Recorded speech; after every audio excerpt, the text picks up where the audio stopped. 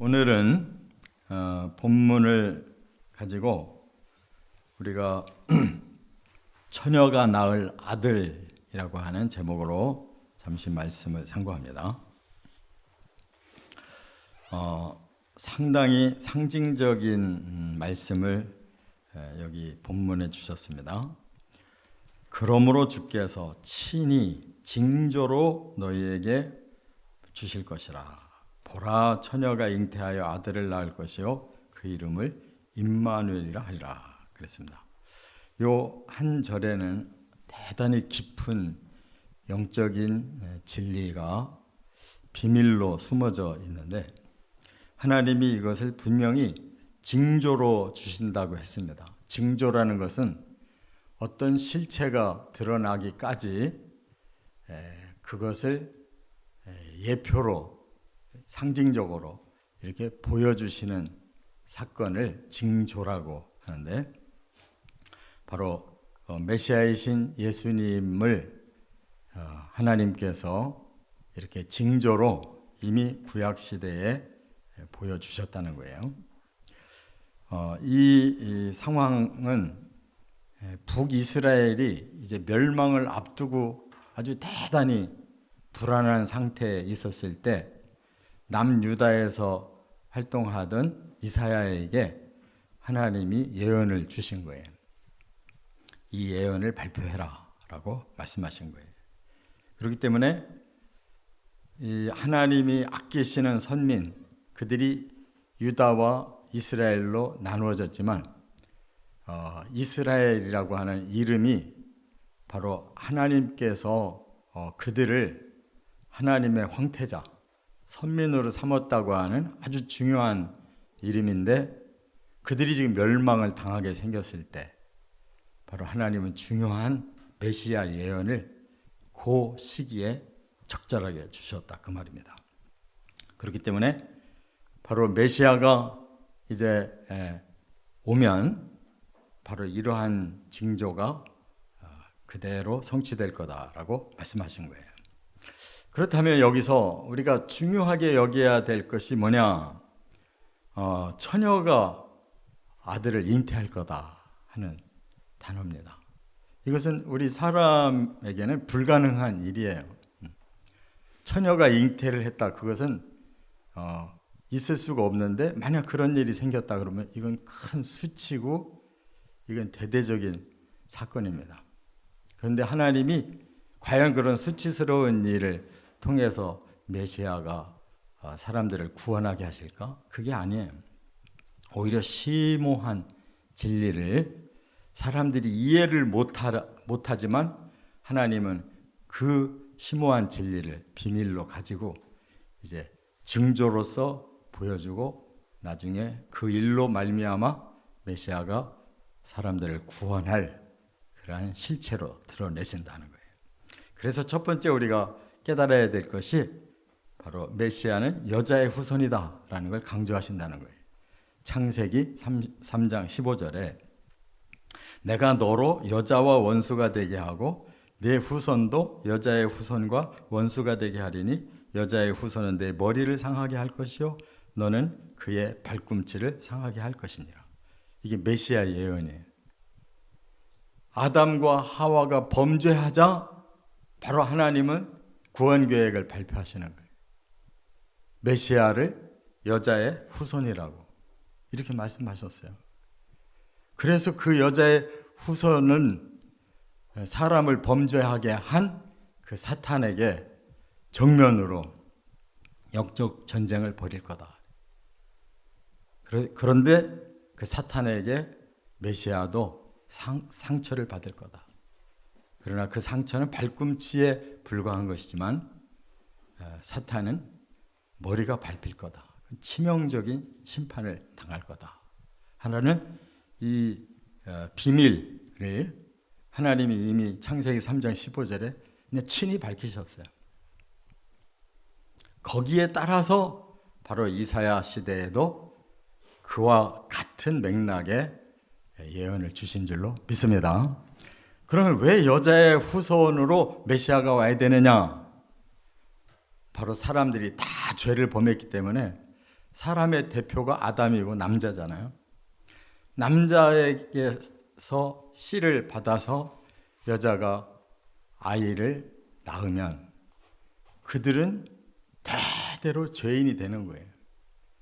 그래서 우리 인류가 아담과 하와의 그 범죄가 이렇게 그들의 부부를 통해 계속 자자손손 이어져 내려와서 우리는 그 죄인으로서 구원이 필요한 자단 말이에요.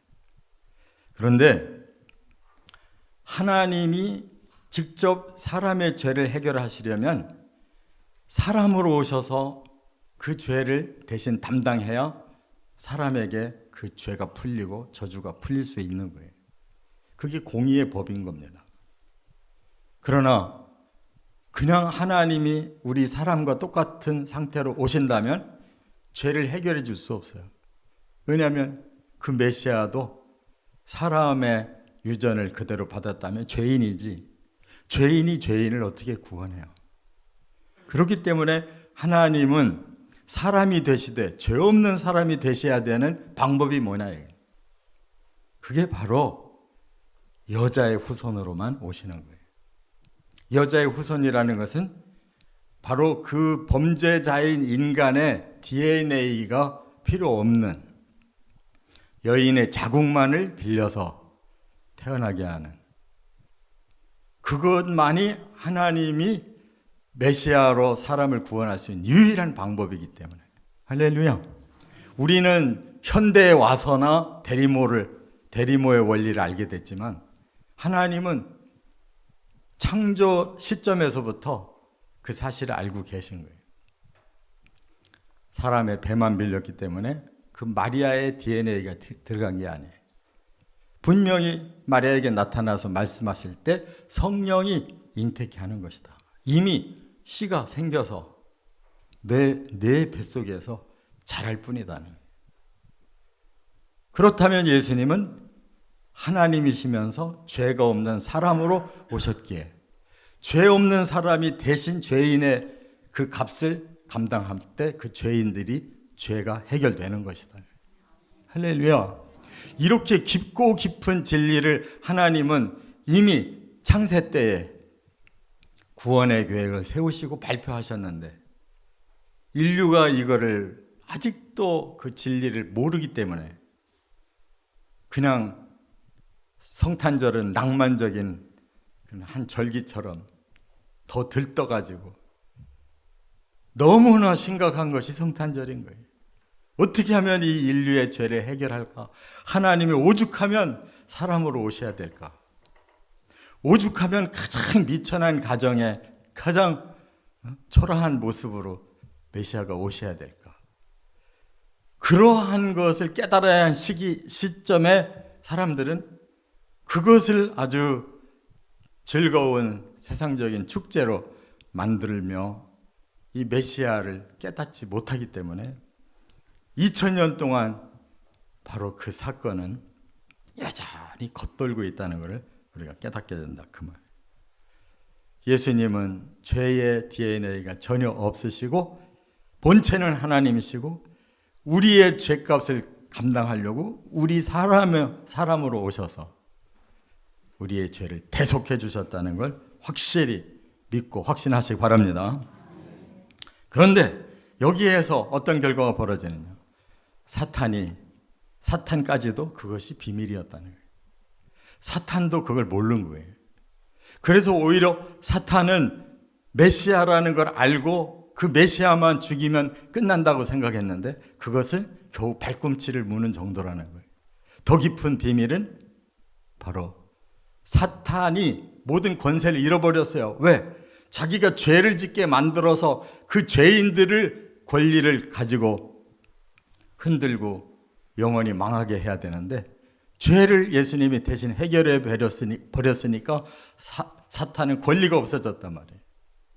그래서 드디어 메시아는 사탄을 심판할 권리를 가지고 그를 심판해서 머리를 밟게 됐다는 거예요. 이 놀라운 비밀을 과연 얼마나 사람들이 알고 있을까? 두 번째는 마태복음 1장 18절부터 25절에 여기에서는 이 처녀가 어떻게 나오냐? 정결한 약혼녀의 아들로 태어나셔야 됐다 하는 것이에요. 자, 이제 메시아가 이 세상에 언약으로 드러납니다. 그 첫 번째 사람이 아브라함이에요. 하나님을 유일하게 믿는 한 사람을 하나님이 찾으셨어요. 그가 아브라함이에요. 그래서 메소포타미아 문명에 찌들어 있는 그 세계에서 그를 끌어내요. 가나안 땅으로. 그리고 너로부터, 네 씨로부터 천하 만민이 복을 받게 해야 되겠다. 그게 바로 아브라함에게 메시아를 주겠다고 약속한 거예요. 그래서 메시아는 아브라함의 자손으로 오셔야 되고, 또 중시조가 되는 다윗에게 그 언약을 다시 주셔요.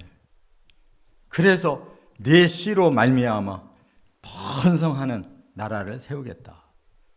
왜 다윗에게는 그렇게 번성을 말씀했냐면 그가 왕이었기 때문에. 메시아는 너와 같이 왕으로 와서 인류를 구원하고 인류를 번성한 나라로 만들어주겠다는 거예요. 그렇기 때문에 마태복음 1장에서 바로 하나님께서 족보를 발표를 하시잖아요. 그 족보는 메시아 족보란 말이에요. 아브라함과 다윗의 자손, 예수 그리스도의 족보란 말이에요. 그래서 거기에서는 또 하나 중요한 게 뭐냐면 다윗이 왕이었다는 게 중요한 거예요. 그래서 예수님은 왕손으로 오신 겁니다. 그 씨가 대대로 왕손들의 씨가 끊어지지 않고 거기까지 온 거예요. 그 마지막 사람이 요셉이고, 그리고 그 요셉이 마침 정결한 한 처녀와 약속을 했다. 결혼을 약속했어요. 그러나 부부가 되기 이전의 상태, 바로 하나님이 예언하신 가장 적절한 조건에 맞은 집이 그 집이에요. 그래서 마리아에게 가브리엘이 나타나서 네가 하나님께 은혜를 받은 자다. 처음에는 너무나 깜짝 놀랐지만 하나님이 성령으로 너에게 잉태를 시키면 그는 바로 하나님의 아들이 된다. 거기에 마리아가 아멘으로 받아들여서 그 집에서 성취가 된 거란 말이에요. 할렐루야. 이거는 온 세상을 찾아봐도 두 번 다시 없는 집이에요. 다윗의 직계이며 그 왕손에서, 그리고 그 정결한 처녀가 그 집의 아내가 돼야 될 사람인데, 그 상황에서 하나님이 예수님을 잉태케 하게 하셨다는 것은 이건 기적인 거예요. 사람이 그는 아무리 힘써서 하려고 해도 불가능한 일이에요. 수천 년의 역사가 흘렀는데 어쩌면 그렇게 정확하게 맞았느냐. 우연이 아니라 하나님의 필연적인 계획이란 말이에요. 그래서 마리아의 배를 빌려 드디어 예수님이 사람으로 이 땅에 태어나신 것을 믿습니다. 세 번째, 성육신하신 만왕의 왕이 되셔야 된다. 이게 목적이에요. 최종 목적. 여기 이사야 7장 14절에도 이렇게 말씀했잖아요. 그의 이름은 임마누엘이다 그랬어요. 임마누엘이라는 말이 뭐냐면 하나님과 우리 사람이 함께 있다는 거예요. 하나님의 구원하신 세계는 하나님과 사람이 함께 사는 세계. 할렐루야. 하나님이 사람의 땅으로 내려오는 게 아니라 하나님의 나라로 사람을 불러서 하나님과 사람이 영원히 함께 있는 곳이 천국인 거예요. 그거를 모르는 사람은 성경을 알 수가 없는 사람이에요. 구원받고 이 땅에서 좀 더 인격적으로, 좀 더 멋지게 훌륭한 사람으로 살자고 하는 이 종교신앙은 그건 천국신앙과는 다른 거예요. 그렇기 때문에 하나님은 그렇게 하나님의 나라에서부터 바로 이 땅에 그 메시지를 계속 주셔서 예수님이 오시자마자 뭐라고 그랬어요? 첫 번째 캐치프레이즈가 뭐예요? 회개하라. 천국이 가까웠다. 왜 예수님의 가장 중요한 캐치프레이즈 중에 왜 천국이 다가왔다는 말을 왜 빼냐 말이에요, 사람들이. 그렇게 중요한 선언을 예수님이 하셨는데 왜 예수님은 사람의 마음에만 천국이 있다고 그렇게 말한 것처럼 생각하냐 말이에요. 사람의 마음에 천국을 둬야 진짜 하늘나라를 향해 가게 될 거 아니에요. 왜 진정한 하나님 나라를 왜 사람들은 자꾸 깎아내리고 하늘나라 가는 것도 좋지만 이 땅에서 어떻게 사느냐가 더 중요하다는데 이 땅에서 어떻게 사느냐는 목적이 확실해야 더 중요한 거 아니에요. 목적도 천국에 대한 목적이 불확실한데 이 땅에서 어떻게 사느냐가 어떻게 정해지겠냐고. 그건 괜히 사람들이 말하는 핑계일 뿐이고 그들은 천국이 안 보이고 천국이 안 믿어지니까 우리가 예수를 통해 뭘 배우고 어떻게 더 완벽하게 멋있게 사느냐 이 땅에서라고 말하고 있는 거란 말이에요. 임마누엘의 비밀을 모르면 성경을 모르는 거예요. 할렐루야. 임마누엘은 천국에서 이루어지는 겁니다. 예수님은 그러기 위해서 오셨을 뿐이에요. 오신 걸 가지고 임마누엘이라고 하는 게 아니에요. 그것은 과정이고 목적은 천국의 임마누엘이에요. 할렐루야. 반드시 천국을 앞세우시기 바랍니다. 목적어가 나와야 나머지가 필요한 거지. 목적어가 없는데 나머지가 뭐가 필요해? 오늘날도 성경을 읽고 잘 믿는다는 사람들이 천국을 말하지 않고 엉뚱한 다른 부수적인 말을 계속하고 있으니까 성경이 안 풀리는 거예요. 진정으로 천국을 사모하는 마음이 없으니까 이 땅에서 신앙생활이 가식이 돼버리고 마는 거예요. 진짜 거기가 내가 가야 될 곳이라는 걸 확실히 알면 천국의 기준에 우리를 맞춰 살게 돼 있는 거란 말이에요. 그거 없는 사람들은 가짜 신자예요. 그래서 임마누엘이 구약의 신약의 중요한 비밀언어로 이미 깔려 있어요. 자, 이사야 7장 14절에서는 이것이 징조다라고 하나님 가르쳐 주셨어요. 징조는 아까 제가 서두에서 말씀드렸죠. 실체를 드러내기 위해서 상징으로 그것을 보여주겠다는 거예요. 실체가 뭐예요? 구원받은 하나님의 나라가 실체야. 또 이사야 8장 8절에도 나와요. 임마누엘이. 거기에서는 뭐라고요? 멸망의 위기에서 건져주신다는 임마누엘을 말씀하고 있는 거예요. 바로 유다까지 북이스라엘이 멸망을 당해야 할 위기가 왔을 때 그것은 유다까지 밀려올 거다 그랬어요. 그러나 유다에게는 임마누엘을 하나님이 주실 거다. 위기에서 건져내실 거라는 거예요. 할렐루야. 그 다음에 신약으로 와서 예수님이 바로 임마누엘로 오셨단 말이에요. 뿐만 아니라 그 뒤에 보면 이제 다니엘 8장 25절에 만왕의 왕 심판자로 오신다고 그랬고, 디모데 6장 15절에는 만왕의 왕 유일한 주권자로 오신다고 그랬고, 또 계시록 17장 14절에는 만왕의 왕이 이긴 자가 되실 것이고, 계시록 19장 16절에는 만왕의 왕이 그 예수님의 이름이라고 결론을 딱 짓고 있어요. 만왕의 왕으로 목적이 천국에 딱 박혀 있단 말이에요. 만인을 불러서 구원시켜서 그 나라에서 예수님을 만왕의 왕으로 영원히 통치하신다는 거예요. 하나님도 성령도 예수님도 그리고 우리도. 할렐루야. 이런 나라가 실체의 나라인 거예요. 이단들처럼 이 땅에서 교주가 만들어 놓은 땅에 모든 거 다 빼앗고 마지막 사람들 죽이는 그곳을 실체라고 하는 게 아니에요. 땅은 실체가 아니에요. 하늘이 실체지. 이렇게 임마누엘과 만왕의 왕이 비밀 언어요. 그냥 이 세계를 그 제국주의자들이 막 총칼로 빼앗아서 억지로 군림하고 있는 그런 왕이 만왕의 왕이 아니고, 인류를 위해 희생해 주시고 온갖 사랑을 다 베풀고 진리와 성령으로 그들을 계속 업그레이드해서 드디어 그 나라로 불러놓고 그 나라에서 영원히 성삼위 하나님과 우리가 함께 살게 해주시는 그 예수님이 만왕의 왕이에요.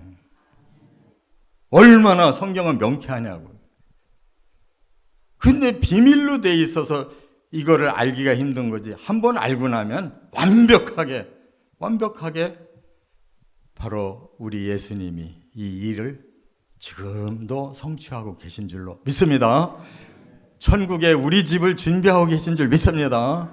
조금 있으면 재림하시면 우리는 들림받아서 다 완성돼서 천국 백성으로 영원히 주님과 함께 살 줄로 확신하시기를 주의 이름으로 축원합니다.